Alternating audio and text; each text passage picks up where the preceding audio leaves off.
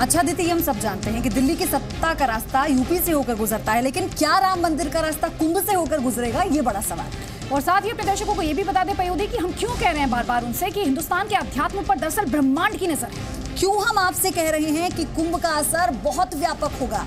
चलिए सिलसिलेवार तरीके से बताते हैं। देश और दुनिया में सबसे ज्यादा हिंदू कुंभ में आते हैं। 20 लाख एनआरआई दुनिया भर से कुंभ में पहुंचेंगे। 72 देशों के प्रतिनिधियों ने कुंभ की तैयारियों का जायजा लिया है। और कल से हर घंटे संगम में 20 लाख लोग डुबकी लगाएंगे। आप सोचिए जरा, सोचिए, कैम्ब्रिज, ऑक्सफोर्ड और स्टैनफोर्ड, ये वो यूनिवर्सिटीज जिन्हें यूपी सरकार ने कुंभ पर रिसर्च का न्योता दिया है। साधु संत और अखाड़ों की जनमत बनाने में अहम भूमिका रहती है। और कल से 49 दिन तक चलेगा कुंभ का ये मेला। और आपको बता दें कि इस अस्थायी शहर में देश और दुनिया से 15 करोड़ श्रद्धालु आएंगे। कुंभ मेला करीब 45 वर्ग किलोमीटर में फैला हुआ है। और मेले के कोने कोने को रोशन करने के लिए 40,000 LED लाइट्स लगाई गई हैं। करोड़ों लोगों को भोजन देने के लिए अपने आप में बहुत बड़ा चैलेंज होता है। 600 रसोई घर बनाए गए और लोगों की जरूरतों का पूरा ख्याल इसमें रखा गया है। कुल मिलाकर 200 ATM भी लगाए गए हैं। भाई, पैसे की जरूरत पड़े तो 200 ATM यूज कर सकते हैं। और साथ ही मेले को स्वच्छ रखने के लिए 1,20,000 बायो टॉयलेट्स का इंतजाम भी किया गया है।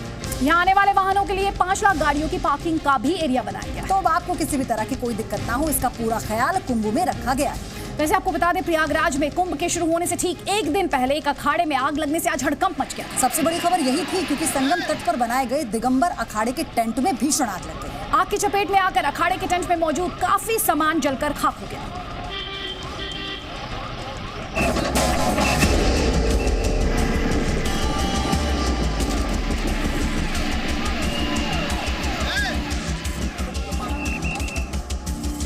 कुंभ में दिगंबर अखाड़े के टेंट में अचानक लगी आग से साधु संतों में हड़कंप मच गया।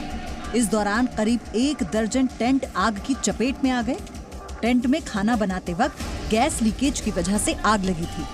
सिलेंडर में लीकेज की वजह से धमाका हुआ, जिसके बाद आग भड़क उठी, जो जल्द ही दिगंबर अखाड़े के कई और टेंटों में फैल गई।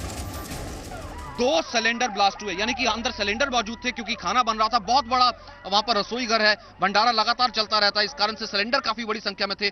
2 तेजी से सिलेंडर फटे। यहाँ पर मिट्टी का सामान है, दूसरा टेंट का सामान है, इस कारण से आग बहुत तेजी से फैली है। हालांकि प्रशासन ने चुस्ती दिखाई और तुरंत ही मौके पर 6 एम्बुलेंस और 50 दमकल कर्मी पहुंच गए और आग पर काबू पा लिया गया। मेरे भाई त्यागी में सिलेंडर जला और वहाँ से आग लग के नहीं, और यहाँ जाके सिलेंडर से इसमें लगी है।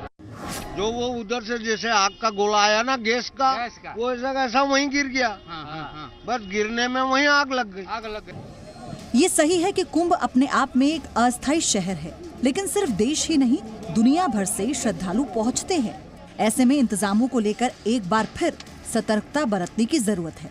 ऐसे में कुंभ में होने वाले किसी भी हादसे से साख पर सवाल खड़ा हो सकता है, इसीलिए अतिरिक्त सावधानी बरती जानी चाहिए।